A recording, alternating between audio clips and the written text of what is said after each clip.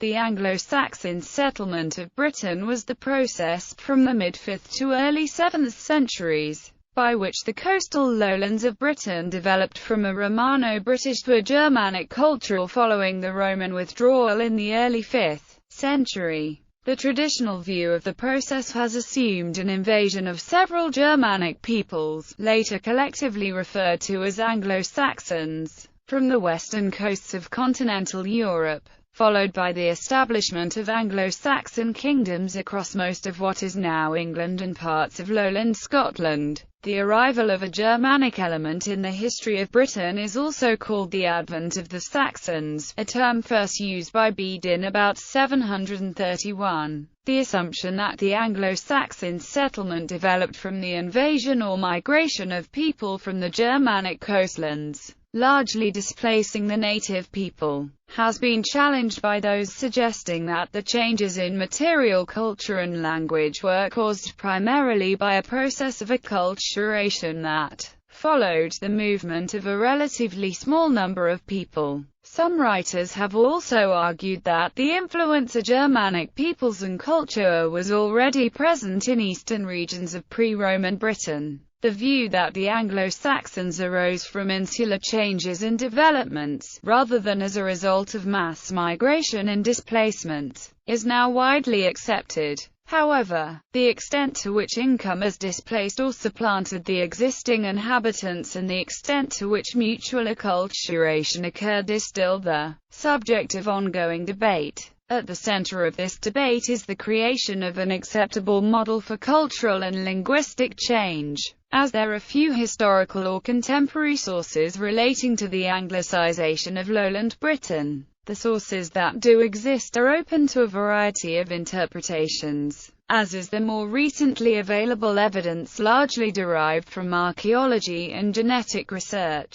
Background: by AD 400, the Roman provinces in Britain were a peripheral part of the Roman Empire in the west, occasionally lost to rebellion or invasion, but until then always eventually recovered. That cycle of loss and recapture collapsed over the next decade, eventually around 410, while Roman power remained a force to be reckoned with for a further 3 generations across much of Gaul. Britain slipped beyond direct imperial control into a phase which has generally been termed sub-Roman. The history of this period has traditionally been a narrative of decline and fall. However, evidence from Verulamium suggested that urban-type rebuilding, featuring piped water, was continuing late on in the 5th century, if not beyond. At Silchester, there are signs of sub-Roman occupation down to around AD 500, and at Wroxeter new Roman baths have been identified as Roman type.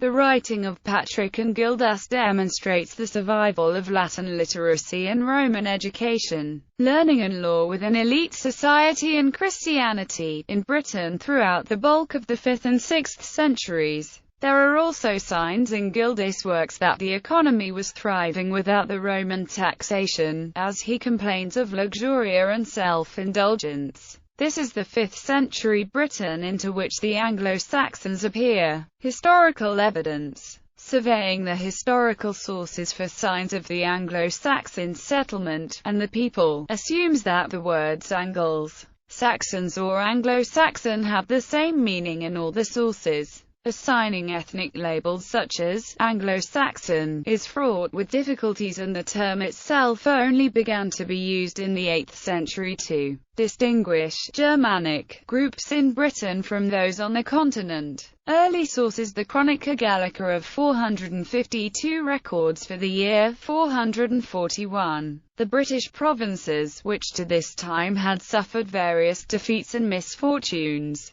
are reduced to Saxon rule. The Chronicle was written some distance from Britain. There is uncertainty about precise dates for 5th century events, especially before 446. This, however, does not undermine the position of the Gallic chronicles as a very important contemporary source. which suggests that Bede's later date for the arrival of the Saxons was mistaken. In the Chronicle, Britain is grouped with 4 other Roman territories which came under Germanic dominion around the same time, the list being intended as an explanation of the end of the Roman Empire in the West. The 4 share a similar history, as they were all given into the power of the barbarians by Roman authority. 3 were deliberately settled with German Federates, and though the Vandals took Africa by force, their dominion was confirmed by treaty. Procopius states that Britain was settled by 3 races: the Angeloi, Frisianus, and Britons, each ruled by its own king. Each race was so prolific that it sent large numbers of individuals every year to the Franks, who planted them in unpopulated regions of its territory. Writing in the mid-6th century, he also states that after the overthrow of Constantine III in 411, the Romans never succeeded in recovering Britain, but it remained from that time under tyrants. Gildas's De Excidio a Conquestu Britanniae in Gildas's work of the 6th century. De Excidio a Conquestu Britanniae, a religious tract on the state of Britain. The Saxons were enemies originally from overseas, who brought well-deserved judgment upon the local kings or tyrants. The sequence of events in Gildas is interesting. After an appeal to Aetius, the Britons were gripped by famine while suffering attacks from the Picts and Scotta. Some fought back successfully, leading to a period of peace. Peace led to luxuria and self-indulgence. A renewed attack was threatened by the Picts and Scotta, and this led to a council, where it was proposed and agreed that land in the east would be given to the Saxons on the basis of a treaty, a foedus,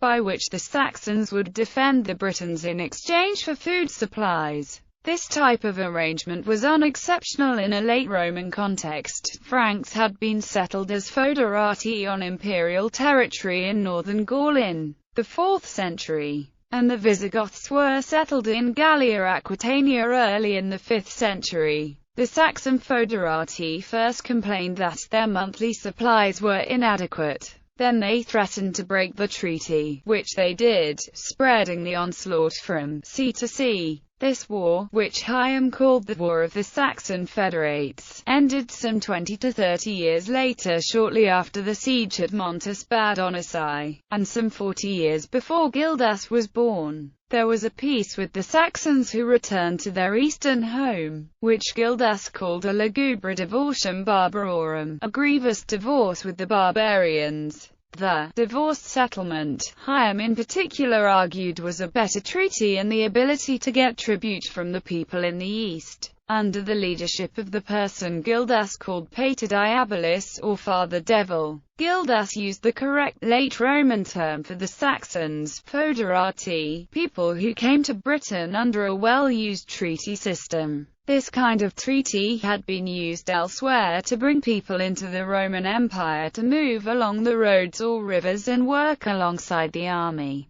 Gildas called them Saxons, which was probably the common British term for the settlers. Interestingly, Gildas' use of the word patria, when used in relation to the Saxons and Picts, gave the impression that some Saxons could by then be regarded as native to Britannia. Britain for Gildas was the whole island. Ethnicity and language were not the issue, it was the leader's faith and actions. The rest of the details are as Snyder had it, byproducts from his recounting of royal sins. There is a strong tradition of Christian writers who were concerned with the moral qualities of leadership, and Gildas joined these. He used apocalyptic language. For example, the Saxons were villains, enemies, and led by a devil father. Gildas' remarks reflected his continuing concern regarding the vulnerability of his countrymen and the disregard and infighting. For example, it was always true of this people that it was weak in beating off the weapons of the enemy but strong in putting up with civil war and the burden of sin. However, after the War of the Saxon Federates, if there were acts of genocide, mass exodus or mass slavery, Gildas did not seem to know about them.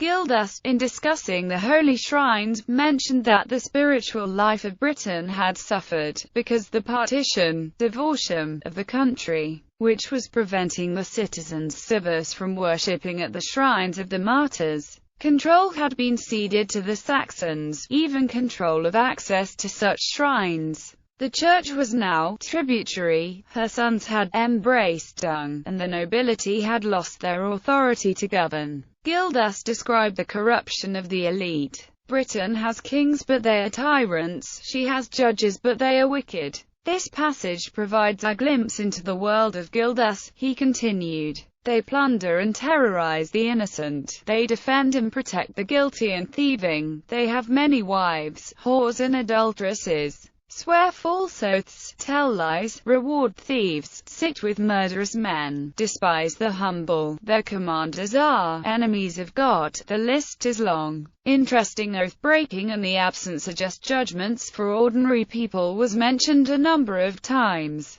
British leadership, everywhere, was immoral and the cause of the ruin of Britain. Bede's Historia Ecclesiastica Gentis Anglorum. Gildas and other sources were used by Bede in his Historia Ecclesiastica Gentis Anglorum, written around 731. Bede identifies the migrants as Angles, Saxons and Jutes, reporting that the Saxons came from Old Saxony and the Angles from Anglia, which lay between the homelands of the Saxons and Jutes. Anglia is reasonably taken to be the old Schleswig-Holstein province, and containing the modern Angeln. Jutland was the homeland of the Jutes, and the coast between the Elbe and Weser rivers is the Saxon area of origin. Crucially, Bede seems to identify three phases of settlement. An exploration phase, when mercenaries came to protect the resident population, a migration phase, which was substantial as implied by the statement that Anglis was deserted, and an establishment phase,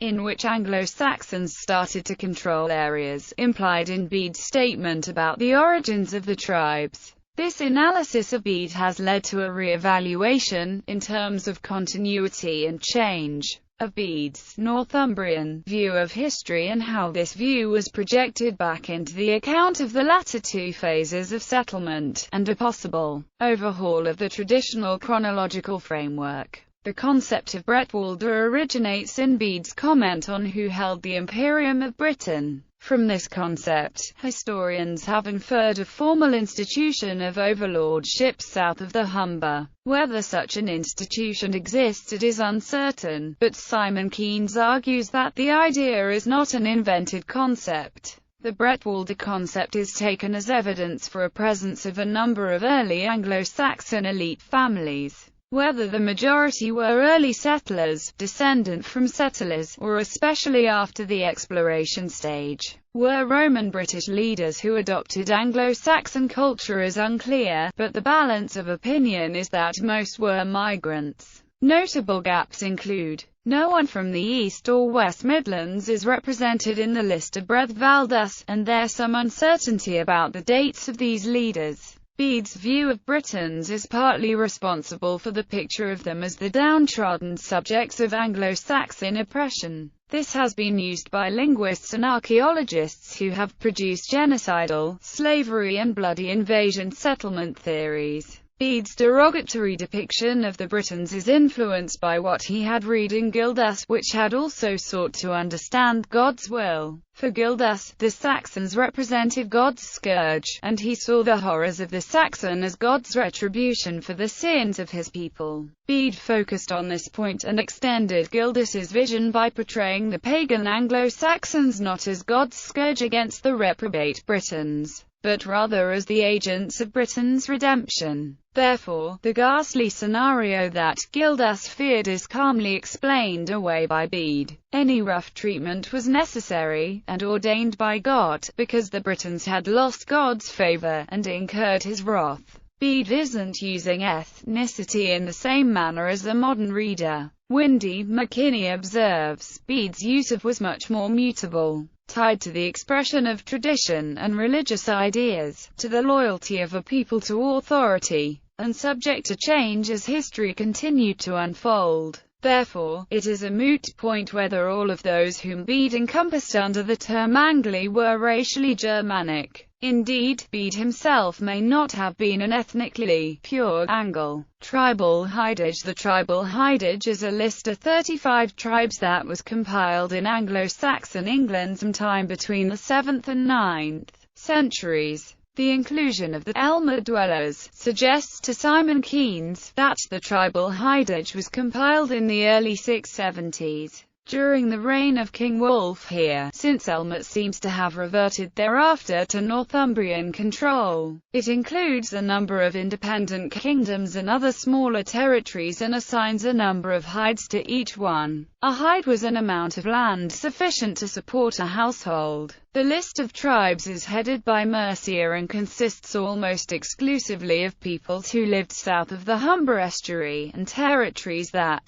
surrounded the Mercian kingdom, some of which have never been satisfactorily identified by scholars. The document is problematic, but extremely important for historians as it provides a glimpse into the relationship between people, land and the tribes and groups into which they had organized themselves. The individual units in the list developed from the settlement areas of tribal groups, some of which are as little as 300 hides. The names are difficult to locate. Places like East Wixnar and Swardora. What it reveals is that micro-identity of tribe and family is important from the start. The list is evidence for more complex settlement than the single political entity of the other historical sources. Anglo-Saxon Chronicle. The Anglo-Saxon Chronicle is an historical record of events in Anglo-Saxon England which was kept from the late 9th to the mid-12th century. The Chronicle is a collection of annals that were still being updated, in some cases more than 600 years after the events they describe.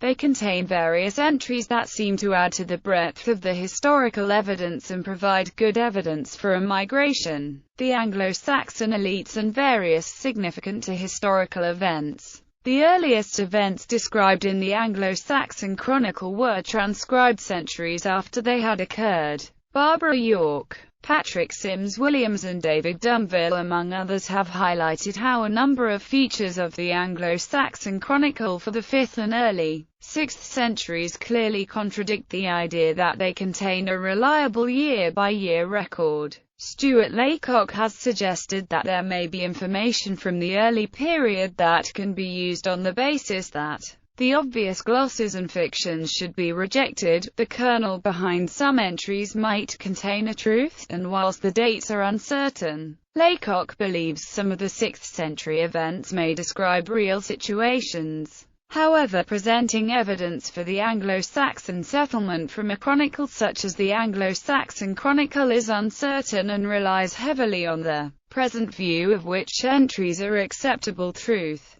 As Dumville points out about the Anglo-Saxon Chronicle, medieval historiography has assumptions different from our own, particularly in terms of distinctions between fiction and non-fiction.